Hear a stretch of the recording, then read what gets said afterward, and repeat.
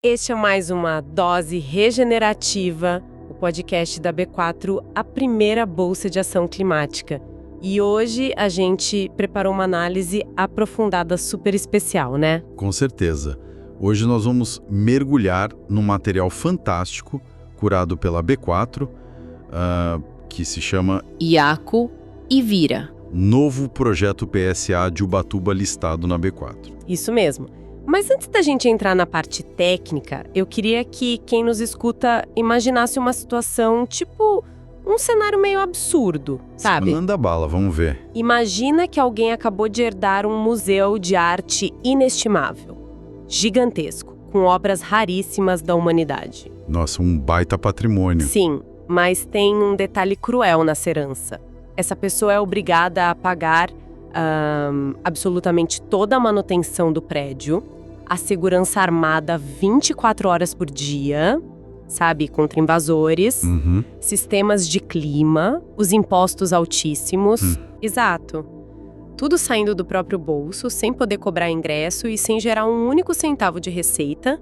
Financeiramente não para em pé. E pra piorar, todo santo dia tem lá executivos de grandes construtoras batendo na porta, oferecendo literalmente bilhões pelo terreno. Mas com a condição de demolir o museu inteiro para fazer prédio, né? Exatamente. Demolir tudo e construir um complexo de luxo no lugar. Olha, é uma pressão sufocante. E do ponto de vista financeiro tradicional, é uma situação completamente insustentável para o proprietário. Demais. E essa sua analogia ilustra de forma brilhante o que significa historicamente possuir e tentar preservar áreas de floresta nativa em propriedades privadas aqui no Brasil. E é exatamente sobre mudar essa balança injusta que a gente vai falar hoje. O nosso grande objetivo aqui é ir bem além da superfície, sabe? Entender as engrenagens da coisa toda. Isso, porque agora, no nosso cenário global de 2026, apoiar a economia de baixo carbono deixou de ser uma atitude de pura filantropia das empresas. Sem dúvida alguma. Deixou de ser boa ação para virar um imperativo financeiro mesmo, uma obrigação de mercado. Faz todo sentido. E o que a gente vai analisar a fundo hoje é como o projeto Iaco e Vira conseguiu reverter aquela lógica punitiva que você descreveu na analogia do museu. Eles meio que viraram o jogo, né? Exato. Eles encontraram uma forma de transformar a preservação, essa ideia tão bonita da floresta em pé, num ativo sustentável real, tangível e, acima de tudo, financeiramente viável. Para a gente compreender bem a genialidade da solução financeira que eles montaram, eu acho que a gente precisa primeiro olhar para o chão da floresta. Para a pressão real que acontece lá, sim. E o material destaca bastante a região de Ubatuba, no litoral norte paulista. Mas a pergunta que fica para quem acompanha o programa é: por que Ubatuba? É uma ótima pergunta. O que faz de Ubatuba o epicentro dessa nossa discussão de hoje? Olha, Ubatuba funciona como laboratório perfeito. E por quê? Porque lá se concentram as duas forças opostas dessa balança. E de um jeito muito extremo, sabe? Extremo como? Geograficamente falando. Isso. Geograficamente, a cidade é um encontro bem dramático entre a Serra do Mar e o oceano. Nossa, é lindo lá.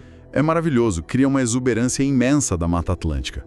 Mas por causa dessa mesma geografia apertada, a área plana que é possível construir é muito escassa. Ah, entendi. E aí entra o custo de oportunidade. Exatamente. Isso gera um custo de oportunidade astronômico. A valorização do metro quadrado em Ubatuba atinge, assim, níveis absurdos. Custo de oportunidade, nesse caso, traduzindo para quem nos escuta, seria a tentação constante da especulação imobiliária, certo? Perfeito. Então, manter a floresta intacta em terras privadas, ali, sempre foi um fardo muito pesado para os donos das terras. Eles que arcavam com tudo. Custos para cercar a área, pagar impostos, contratar vigilância para evitar invasões, caçadores, e tudo isso sem nenhuma contrapartida. Enquanto a construtora está ali na porta oferecendo um cheque bilionário. O tempo todo. A força do mercado bate na porta oferecendo quantias irrecusáveis para converter a mata num condomínio fechado. Olha, eu confesso que, pensando friamente, a lógica econômica tradicional empurraria praticamente qualquer pessoa a simplesmente assinar o contrato e deixar os tratores entrarem. É a reação natural do mercado antigo. Pois é. E é aí que a gente precisa de uma ruptura. O material traz a solução dos PSAs. Como é que esses pagamentos por serviços ambientais entram para quebrar esse ciclo? Eles mudam a forma como a gente enxerga o terreno. Trazendo para o dia a dia, é como se, do nada, quem é dono do terreno passasse a receber uma espécie de aluguel mensal da própria natureza, só por manter a floresta viva e funcionando. Essa analogia do aluguel é fantástica e funciona perfeitamente para explicar a mecânica da coisa. O PSA faz exatamente isso. Nossa, que sacada! O projeto Iacuivirá prova que a conservação, ao usar esses pagamentos, reduz drasticamente o desmatamento, porque ele dá um valor tangível para o que antes era visto só como um obstáculo. Então a área verde deixa de ser um passivo, uma dívida no balanço do proprietário? E passa a ser reconhecida como uma infraestrutura riquíssima, que presta um serviço essencial à sociedade. E, como qualquer serviço valioso, precisa ser remunerado. Certo, eu super entendi a parte financeira do aluguel, mas aqui é que o material entra num território que me deixou maravilhada. A parte da biologia, né? Isso. O que exatamente está sendo alugado e protegido ali? Porque eu quero tirar da nossa cabeça aquela ideia abstrata de que estamos apenas guardando um lote vazio com umas árvores soltas. Definitivamente não é um lote vazio. O material fala de uma área de 13 mil metros quadrados lá na rodovia Oswaldo Cruz, no meio da Mata Atlântica. E o nome, Iacuivirá, revela que estamos lidando com uma máquina biológica hipercomplexa. Sim, é a engenharia natural operando no nível mais sofisticado que existe. Iacuivirá significa o que mesmo? Vem das raízes da língua Mbiá-Guarani e do tronco tupi. E esse nome não é poesia por acaso, sabe? Ele tem uma função descritiva. Ele apresenta os dois atores biológicos principais daquela área, que tem uma relação de dependência total. De um lado, a gente tem a palmeira jussara. Conhecida pelos cientistas como Euterpe edulis. Exato. E do outro lado, a jacutinga, ou a búrrea jacutinga. E a viabilidade de todo esse ecossistema não depende só do tamanho da terra. Depende da interação entre eles. Isso, da funcionalidade profunda que acontece ali na floresta entre esses dois seres. Lendo as notas do material, pensando em termos de infraestrutura, me deu a impressão de que a palmeira jussara é tipo a infraestrutura estática. A base, né? Ela provê a biomassa. E bota a biomassa nisso. Frutos abundantes, principalmente no inverno, quando quase mais nada dá fruto na floresta. Exatamente. Ela salva a fauna no frio. Mas é jacutinga. Nossa, jacutinha não é só um passarinho morando ali. Ela é a engenheirona-chefe, é a verdadeira operadora logística do bioma. E olha, o meio acadêmico usa exatamente esse termo para jacutinga, a engenheira da biodiversidade. Sério? Sério. E para entender o porquê, a gente precisa olhar de perto o mecanismo. A jacutinga é a grande plantadora da floresta. Como assim? Ao se alimentar dos frutos da jussara, o trato digestório dessa ave faz um serviço químico e mecânico inacreditável na semente. Pera, eu li sobre isso e fiquei com dúvida. O que acontece lá dentro do estômago da ave, na prática? Acontece o que a gente chama na biologia de quebra de dormência. Quebra de dormência. Quando o fruto da jussara cai simplesmente no chão, a semente tem uma casca muito dura. O processo de germinação é lento e, na maioria das vezes, ela é atacada por fungos antes mesmo de brotar. Nossa, então ela morre ali na base da árvore. Mas quando ela é engolida e passa pela moela, pelo sistema digestivo da jacutinga, os ácidos e a fricção desgastam essa camada externa na medida exata. Caramba! É quase como se a ave aplicasse um tratamento VIP, um tratamento premium na semente antes de devolver para a terra. Literalmente isso. Significa que, após ser excretada, aquela semente tem uma capacidade de germinação exponencialmente mais rápida e muito mais eficaz. E tem a questão do transporte, né? A logística. A logística é vital. A jacutinga é uma ave com voo muito potente. Ela consegue dispersar essas sementes bem graúdas a até 200 metros de distância da planta-mãe. E isso faz toda a diferença para a saúde da floresta, não faz? Toda a diferença. Porque se a semente cai ali no pé da árvore adulta, ela vira um alvo fácil para predadores. Ou então não recebe luz do sol suficiente para crescer, por causa da sombra da mãe. Entendi. O afastamento garante o sucesso. Ao levar a semente para longe, Ela previne infestações e garante o fluxo gênico. Espalha a diversidade genética da floresta por distâncias muito maiores. Olha, deixa eu compartilhar um dado do material que me fez parar e reler umas 3 vezes de tão chocada que eu fiquei. Qual parte? Imagina a humanidade tentando substituir essa ave. Sem a jacutinga, se a gente tentasse replicar artificialmente essa quebra de dormência e essa dispersão de sementes. Olha, financeiramente seria uma loucura. O material fala de operações caríssimas, tipo contratar equipes gigantescas de agrônomos e, pasmem, alugar aeronaves e usar helicópteros. Pois é. Imagina gastar litros e litros de combustível de aviação só para conseguir lançar sementes sobre as clareiras da mata. A imagem do helicóptero é perfeita para quem nos escuta dimensionar o tamanho do custo. Quando a gente coloca na ponta do lápis o aluguel da aeronave, o combustível, a equipe em solo. O monitoramento de tudo isso. Sim, o custo para fazer de forma artificial o que essa ave faz de graça voando de um galho para o outro é simplesmente exorbitante. E aí a abstração acaba, né? A gente percebe o real e gigantesco valor econômico desse serviço ambiental que estava passando batido. Exato. E isso nos leva diretamente à necessidade climática sistêmica de agir agora, porque essa engrenagem biológica toda está sob uma ameaça severa, muito imediata.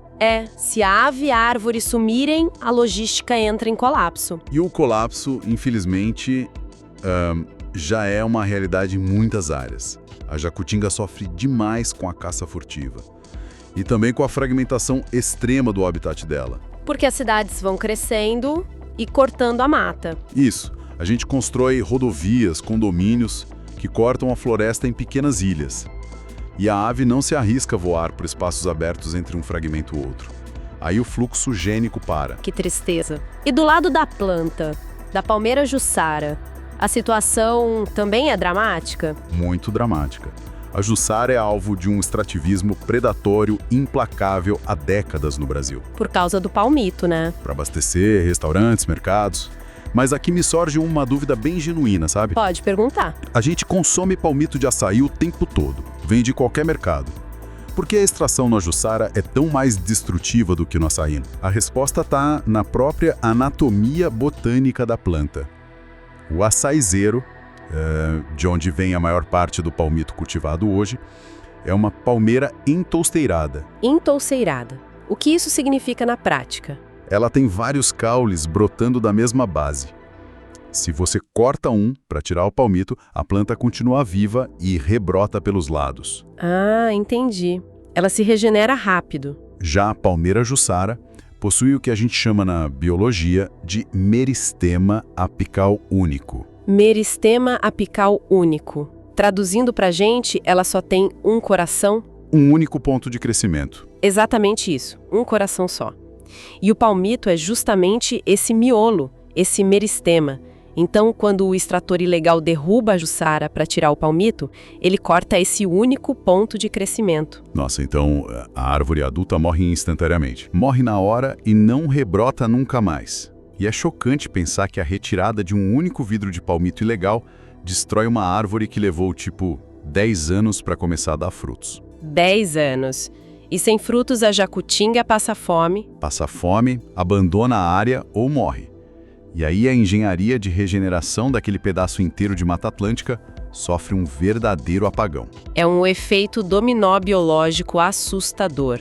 Corta a árvore, esfomeia a ave, a floresta para de regenerar e no fim a gente perde o bioma. Um apagão total. E diante de um valor tão inestimável dessa engenharia natural, a pergunta óbvia para quem está nos ouvindo deve ser como financiar a proteção disso de forma eficiente.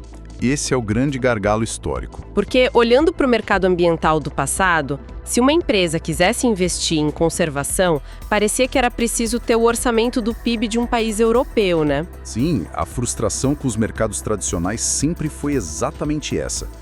A estrutura antiga exigia um capital intensivo muito absurdo. Tinha muita burocracia, imagino. Demais. Para montar um projeto era necessário pagar consultorias internacionais que cobravam fortunas, passar por auditorias demoradas. Pagar intermediários. Sim, taxas altíssimas para atravessadores que muitas vezes ficavam com a maior parte do dinheiro que deveria ir para a floresta. Era um clube exclusivo para gigantes corporativos. Empresas com milhões sobrando em caixa? Só elas entravam. E o grande mérito do projeto Yaku e Virá, estando na B4, é simplesmente implodir essas barreiras históricas. E como isso muda na prática hoje? Porque os números do material mostram uma democratização real do processo. Uma mudança de paradigma. Lá diz que o sistema permite patrocínios que começam a partir de R$100. R$100 para começar, podendo ir até R$10.000 ou mais. É muito acessível, né? Muito. O que significa que as pequenas e médias empresas, as nossas PMEs, que são o grande motor da economia brasileira, agora podem participar ativamente dessa regeneração. É a verdadeira inclusão na economia de baixo carbono. Pensa comigo, de repente, uma padaria do seu bairro, uma pequena agência de publicidade ou um escritório de advocacia local. Eles agora podem ter uma política de sustentabilidade tangível, de verdade. Exato.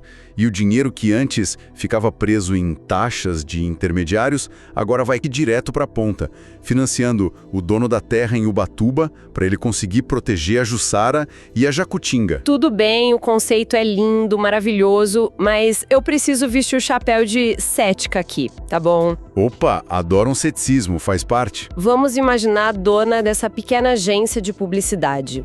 Ela entra lá na plataforma e aporta os seus R$100. Certo. Como ela tem a garantia absoluta de que esse dinheiro não se perdeu num buraco negro da burocracia? É uma preocupação super justa. O que impede que esse recurso seja desviado, sei lá, para pagar a comissão de um executivo? Ou pior, que seja aquele greenwashing onde 10 empresas estão patrocinando a exata mesma árvore sem saberem umas das outras? Esse ceticismo é mais do que válido, ele é necessário para limpar o mercado. E a resposta para erradicar essa dúvida não está em promessas bonitas de empresas. Está na infraestrutura tecnológica bruta. E qual é o mecanismo por trás? O mecanismo que garante essa lisura total é a transformação de ativos rodando dentro de uma rede blockchain. Transformação de ativos? Vamos detalhar como isso funciona, passo a passo, para quem está em casa ou no trânsito entender bem claro. Vamos lá. O mercado tradicional falhava muito porque a auditoria era toda baseada em papéis e planilhas centralizadas na mão de poucas pessoas. Sujeito a erro humano ou até má fé. Hoje, com a tecnologia de transformação de ativos, nós digitalizamos o valor ecológico daquele espaço geográfico. Tá, mas como começa? Quando a dona da agência aporta os R$100 dela, o sistema imediatamente emite um certificado de ação climática. Um NFT único e exclusivo para ela. Mas a mágica mesmo, na minha cabeça, é entender como a informação da floresta vai parar na blockchain. Como é que a árvore lá no meio do mato em Ubatuba se conecta ao computador da investidora? Essa é a melhor parte. A conexão acontece através de dados físicos do mundo real. Tem gente lá medindo as coisas. Sim, monitoramento contínuo da AIA e auditorias técnicas locais constantes. Esses dados físicos comprovam matematicamente que a floresta está de pé, que a área está preservada e saudável. E a blockchain registra tudo isso. Essa informação alimenta a blockchain de forma automatizada. Como a blockchain funciona como se fosse um livro de registros que é público, global e imutável, Ninguém apaga. ninguém apaga. No momento em que o dado é gravado ali, absolutamente ninguém pode alterar ou tentar vender aquele mesmo pedaço de conservação para duas pessoas diferentes. Acaba a fraude. Ou seja, a garantia antifraude não depende mais da gente confiar no sorriso ou na lábia de ninguém. De jeito nenhum. Depende de matemática criptográfica avançada e de satélites apontados lá para a Copa das Árvores. Incrível. E aquele pequeno aporte de R$100 da dona da agência passa a ter o mesmíssimo nível de auditoria, transparência e segurança que antes só existia para investimentos de bilhões de corporações gigantes. É a democratização perfeita, a rastreabilidade é total, a pessoa acompanha o ciclo de vida completo do seu ativo sustentável. E além dessa precisão tecnológica absurda, eu vi na material que tem um componente que a gente não pode deixar passar em branco. A parte social, sim. Sim, a destinação social, a transformação de ativos no Yaku e Vira. garante, através dos contratos digitais automatizados, que 10% de todos os recursos arrecadados sejam obrigatoriamente para a comunidade. 10% vai direto para ações sociais na comunidade local de Ubatuba. Olha, isso ataca a raiz de um problema gigantesco no Brasil. porque projetos de conservação que chegam de cima para baixo, ignorando as pessoas locais, sempre fracassam, não é? Sempre. A história prova isso. Se as famílias que moram ali no entorno da floresta estão passando por necessidades econômicas graves, a pressão para desmatar, para caçar jacutinga ou para extrair o palmito legalmente vai continuar.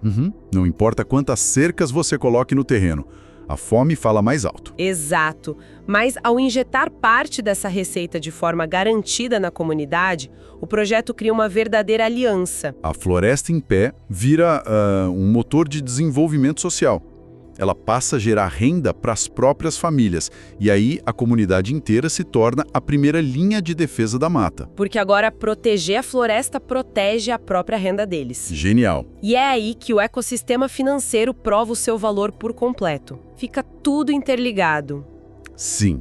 Nós temos o desafio biológico, que é resolvido pela proteção direta. Temos o desafio da confiança, resolvido pela transformação de ativos em blockchain, e o desafio socioeconômico, mitigado pela distribuição de renda. O Iacuivirá entrega uma solução sistêmica redondinha. Com todo esse quebra-cabeça tecnológico, social e biológico montado lá em Ubatuba, fica uma grande questão para a gente pensar no panorama macro agora. E daí, né? E daí? O que esse projeto de 13 mil metros quadrados num canto do litoral paulista significa para o resto do Brasil ou do mundo? Significa muitíssimo, porque o Iacuivirá ele foi desenhado estrategicamente pela B4 para ser o que o mercado corporativo chama de case farol. Ah, um case farol. Um caso que serve de luz, tipo um modelo a ser copiado por outros? Exatamente isso. A intenção primária ali é validar a tecnologia e a mecânica financeira num cenário extremo. Provando que funciona no nível mais difícil. Isso, e a partir desse sucesso comprovado, o modelo se torna perfeitamente replicável para todo o corredor ecológico do Vale do Paraíba, por exemplo. Que é uma área enorme e super importante. Sim, e logo em seguida para inúmeras outras áreas que sofrem sob severa pressão imobiliária e urbana no Brasil afora. E tudo isso culmina na materialização de um dos conceitos mais revolucionários desta década. Que são as famosas finanças regenerativas, as REF. As F, sim. Vamos fazer um contraste forte aqui, para quem nos ouve entender a dimensão real do que são as finanças regenerativas. É bom explicar o contraponto. Porque durante os últimos séculos todos, a nossa economia inteira foi estruturada com base na extração, certo? Pegar e consumir. A lógica sempre foi retirar valor da natureza, transformar isso em produto, gerar lucro para os acionistas e deixar para trás um enorme passivo ambiental. Solo desgastado, rios poluídos, espécies extintas. Exato. Era um modelo que consumia o próprio capital natural até o esgotamento total. O conceito de REFI propõe virar esse jogo completamente de cabeça para baixo. Vira de cabeça para baixo e balança. As finanças regenerativas propõem que o simples ato de investir e buscar rentabilidade deve, por design, no DNA da operação, restaurar e adicionar valor ao ecossistema. Lucrar consertando. Exatamente. Em vez de lucrar destruindo, o mecanismo financeiro agora cria lucro porque ele regenera a base. Ele internaliza as externalidades ambientais que antes eram ignoradas e jogadas para debaixo do tapete. E o projeto Iacuivirá é a prova viva disso. É a demonstração prática rodando agora de que a economia REF não é uma utopia de um livro sobre o futuro distante. É uma realidade viável que alinha tudo. Conservação da biodiversidade, inclusão financeira de verdade e extrema segurança jurídica para quem investe. Nossa, isso muda absolutamente tudo para o mundo corporativo nesse nosso ano de 2026. Acabaram as desculpas. Fim da linha para as desculpas. A empresa não pode mais olhar e dizer, é muito difícil auditar isso. Ou, nossa, é muito caro participar de projetos de conservação de carbono, não cabe no orçamento. Não cabe mais esse discurso. A infraestrutura tecnológica da economia climática já está madura.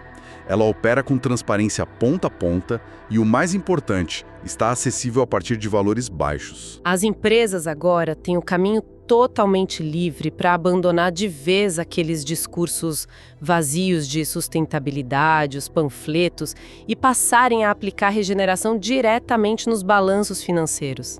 E olha, esse é um ponto de inflexão definitivo na história do mercado financeiro e ambiental.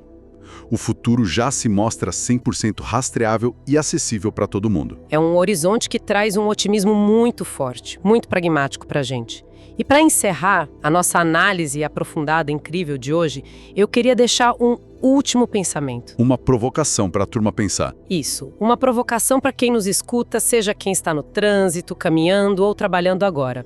A gente falou aqui da genialidade da Jacutinga, do valor inestimável da Jussara. Uma dupla e tanto. Mas e se a gente extrapolasse isso para tudo? Como assim? Imagina se absolutamente toda espécie nativa, se cada fungo essencial escondido no solo, cada abelha polinizadora e cada bioma ao redor do planeta tivesse o seu serviço ecológico devidamente mapeado. Nossa! Mapeado, precificado e valorizado economicamente lá na nossa infraestrutura digital. Exato. Imagina se cada peça dessa engrenagem da vida ganhasse um peso real, um valor forte nas planilhas financeiras mundiais. Iria transformar o capitalismo. Como isso mudaria não apenas as engrenagens da nossa economia global, mas a própria forma como a humanidade enxerga e respeita o seu papel como parte intrínseca da natureza. Fica aí essa perspectiva que tem o poder de redefinir o nosso futuro coletivo. 2026 é o ano da conformidade e você não pode ficar de fora.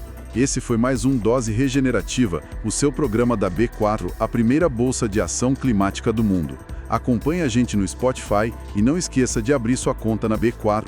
www.b4.capital. Acompanhe o fechamento dos ativos sustentáveis todos os dias às 17h23 no blog B4 e para consultar os preços em tempo real, acesse índices.b4.capital.